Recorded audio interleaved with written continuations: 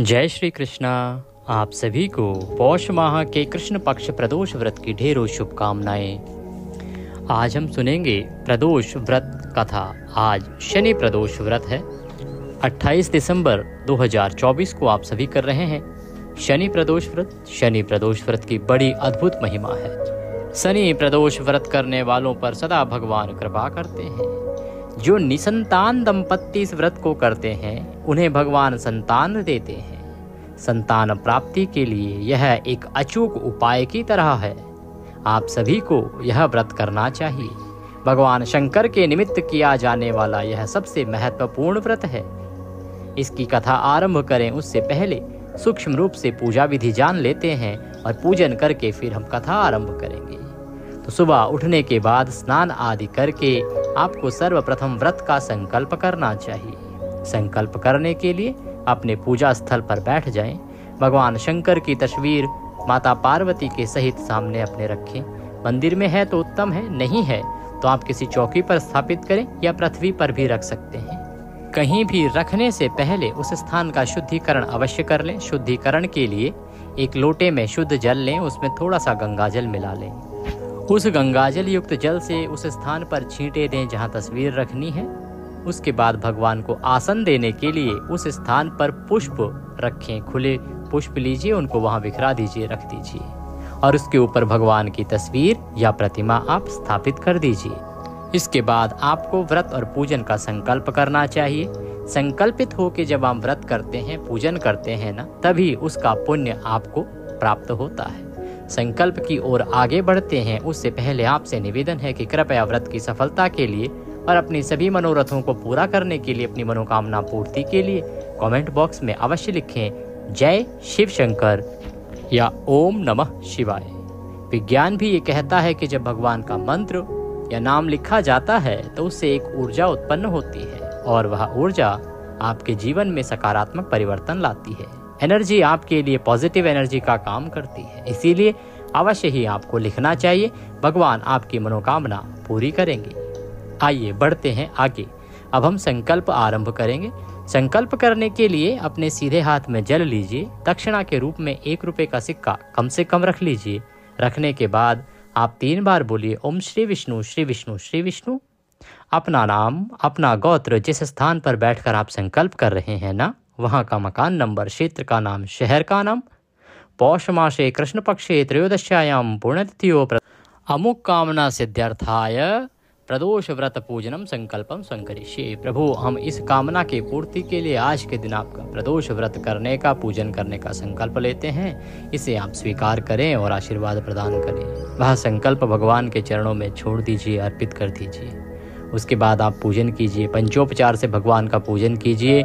भगवान को पहले 3 बार जल से छींटे दीजिए। इसे पद्य अर्घ आचमनी कहा जाता है। उसके बाद भगवान को तिलक करिए। तिलक करके अक्षत अर्थात चावल लगाइए, फूलों की माला पहनाइए, पुष्प अर्पित कीजिए, धूप दिखाइए, घी का दिया जलाइए, दीप दिखाइए। ये जो दीपक आप रखेंगे ना, उसके नीचे आसन अवश्य रखिएगा। आसन अर्थात या तो चावल रखिएगा, गेहूं रख दीजिएगा, या पुष्प आपके पास है, फूल तो फूल रख दीजिए। उसके ऊपर दीपक रखिएगा। कभी भी डायरेक्ट सीधा पृथ्वी पर दीपक को नहीं रखना चाहिए। और इस दीपक से आरती नहीं करनी है। आरती के लिए आप दूसरा दीपक प्रयोग में लाइएगा। ये साक्षी देव होते हैं। जब आप पूजन करते हैं ना, तो भगवान को धूप दीप जो देते हैं तो साक्षी अग्नि जो है वो साक्षी होते हैं और उनके सामने ये साक्षी हैं कि हमने भगवान का इस विधि से पूजन किया है। इसीलिए उनको अपने स्थान से हिलाना नहीं चाहिए। धूप दिखाइए, दीप दिखाइए। नैवेद्य के रूप में कुछ मिठाई जो आपके पास हो वह भगवान को अर्पित कीजिए। भगवान को नमस्कार कीजिए और इसके बाद कथा का श्रवण कीजिए। आइए अब हम कथा सुनेंगे और यही कथा आप सायंकाल को भी सुने, क्योंकि प्रदोष काल के समय पूजन करना अनिवार्य होता है।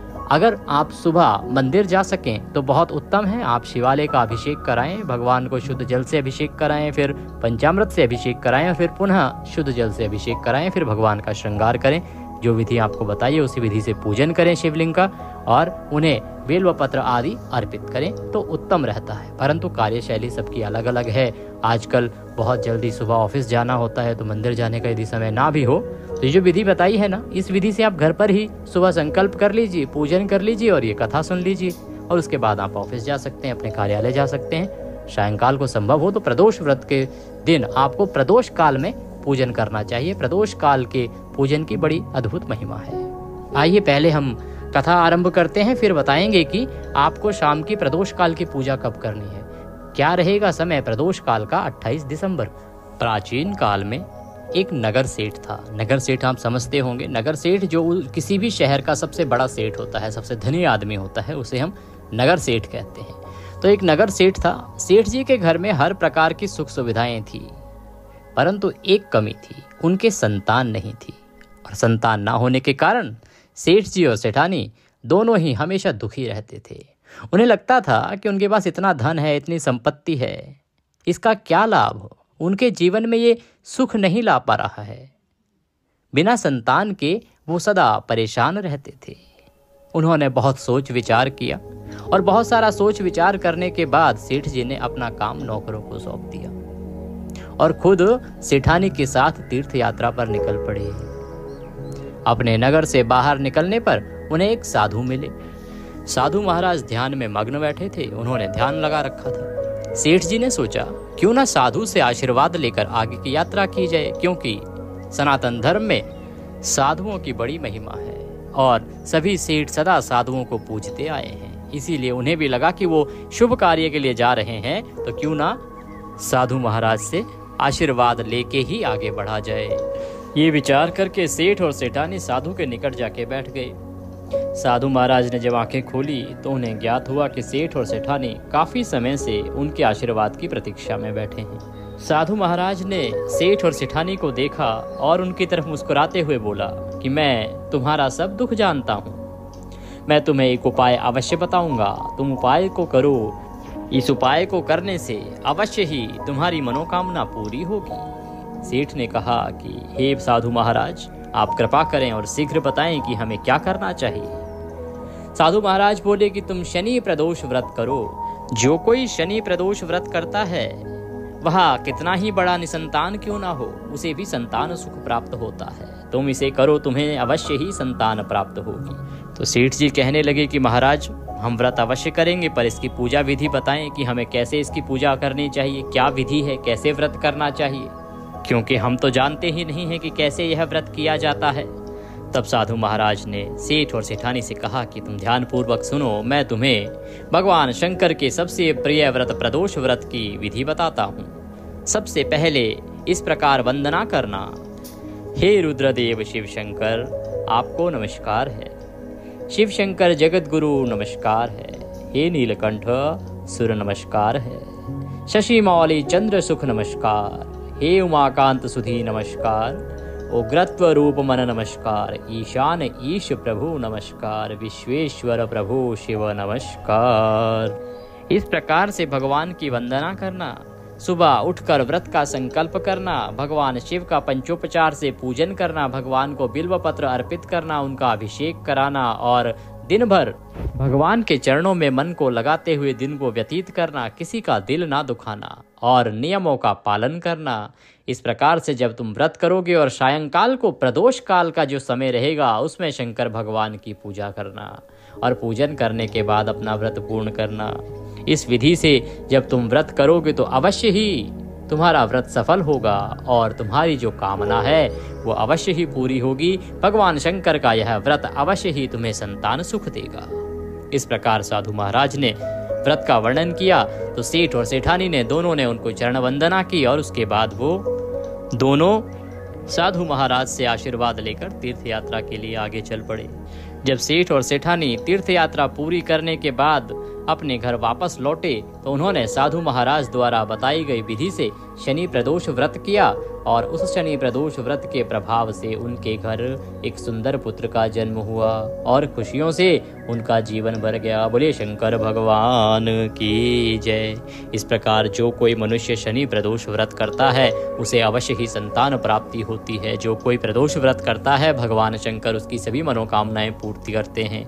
अगर आपके घर में धन की कमी है, वैभव की कमी है, तो भगवान शंकर का यह प्रदोष व्रत आपको सभी सुख देने वाला है। विधि पूर्वक भगवान का व्रत करें, यह कथा श्रवण करें और उसके बाद सायंकाल को प्रदोष काल में पूजन करके व्रत को पूर्ण करें। भगवान शंकर अवश्य ही आपकी मनोकामना पूरी करते हैं। इसी के साथ यह कथा यहाँ पर समाप्त होती है। जोर से जयकारा लगाइए, बोलिए शंकर भगवान की जय। आप यह जयकारा कमेंट बॉक्स में लिखकर भी लगा सकते हैं। भगवान का नाम या मंत्र जब भी लिखा जाता है तो उससे आपको अतुल्य धर्म प्राप्त होता है, इसीलिए भगवान का जयकारा अवश्य लगाएं। चैनल पर नए हैं तो चैनल को सब्सक्राइब कर लें, जिससे कि शास्त्रोक्त जानकारी आपको समय से मिलती रहे, क्योंकि ये देवभूमि ज्योतिष संस्थान का एक प्रतिष्ठित चैनल है।